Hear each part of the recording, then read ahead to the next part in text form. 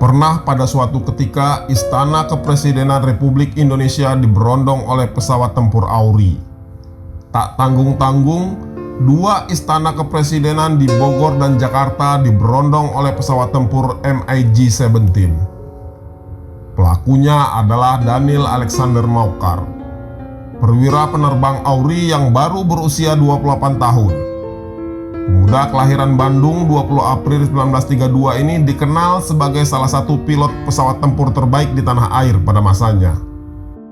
Dia disebut-sebut salah satu yang terbaik karena tidak semua pilot dipercaya untuk menerbangkan pesawat tempur MiG-17 buatan Rusia itu.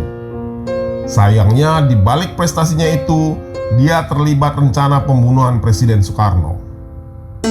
Namun dalam persidangan di Mahkamah Militer, Daniel Maucar membantah bahwa dirinya mencoba membunuh Soekarno.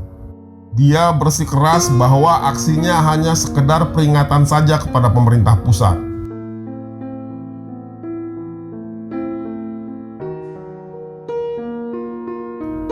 Dia juga berdalih sebelum menembak istana, dia sudah memastikan tak melihat bendera kuning dikibarkan di istana sebagai tanda presiden ada di istana. Dia tahu presiden sedang tidak berada di istana pada waktu itu. Daniel mengaku sangat mengagumi Soekarno. Ia mengatakan dirinya melakukan aksi tersebut karena kekecewaan dan hasutan para pejuang permesta yang kala itu merasa diperlakukan tak adil oleh pemerintah pusat.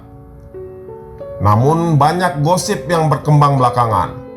Salah satu yang paling santer adalah gosip cinta segitiga. Kabarnya Soekarno kepincut oleh Molly Mambo, pacar Daniel Maucar. Namun hal itu kemudian dibantah sendiri oleh Daniel Maucar. Ia dengan tegas menyebut bahwa isu itu sengaja disebarkan agen Amerika untuk mengaburkan peranan CIA yang sesungguhnya berada di balik kekacauan politik Indonesia pada waktu itu. Awal mula keterlibatan Daniel Maucar terhadap upaya pembunuhan Presiden Soekarno berawal dari hasutan Sam Karundeng, anggota Perjuangan Rakyat Semesta atau Permesta.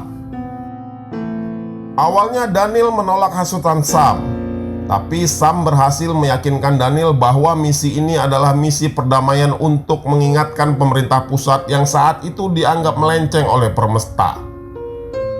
Lalu dimulailah misi tersebut. 9 Maret 1960, Daniel menerbangkan pesawat tempurnya. Pihak Angkatan Udara tidak akan curiga karena jadwal latihan rutin Daniel bersama pesawatnya memang jatuh pada hari itu. Setelah mengudara, sasaran pertama Maucar adalah tangki bensin depot BPM di Tanjung Priok. Dari ketinggian 800 meter dengan sudut 30 derajat, dia menembak terminal tempat menyimpan stok bahan bakar ibu kota itu. Setelah sasaran pertama beres, Daniel bergerak ke Istana Merdeka. Dari ketinggian 600 meter, Daniel menembak dari arah selatan. Istana dia beri tembakan 1 kali. Salah satu peluru yang dia tembakkan tepat mengenai tempat di mana Soekarno sering duduk di pagi hari. Untungnya di pagi itu Soekarno sedang tidak berada di Istana Merdeka. Dia sedang memimpin sidang Dewan Nasional yang gedungnya berjarak 20 meter dari Istana Merdeka. Setelah membombardir Istana Merdeka, Daniel mengaku langsung menuju ke Bogor. Sesampainya di kota hujan itu, ia lepaskan lagi tembakan ke Istana Bogor.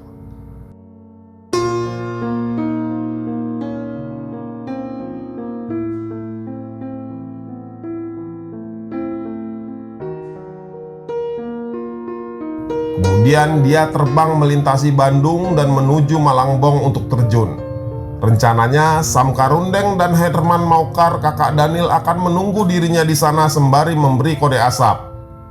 Namun saat sudah berada di tempat, Daniel tidak melihat ada asap apapun karena asap yang dinyalakan terlalu kecil.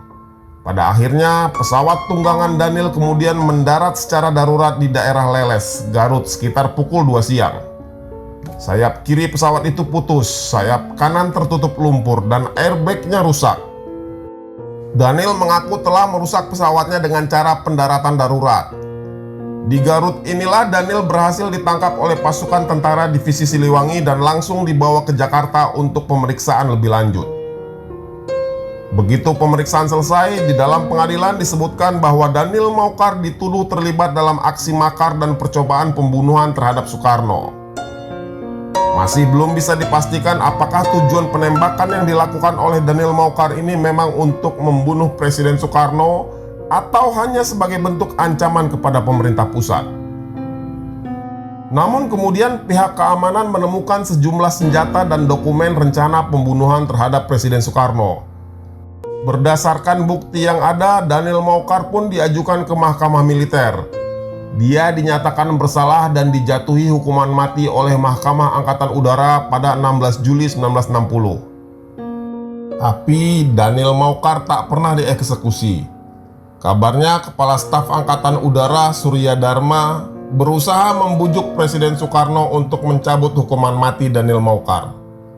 Pada akhirnya tahun 1964, Presiden Soekarno mengabulkan permintaan Surya Dharma. Kemudian pada tahun 1968, Daniel Alexander Maukar dibebaskan setelah Soekarno tidak lagi menjabat sebagai Presiden Indonesia.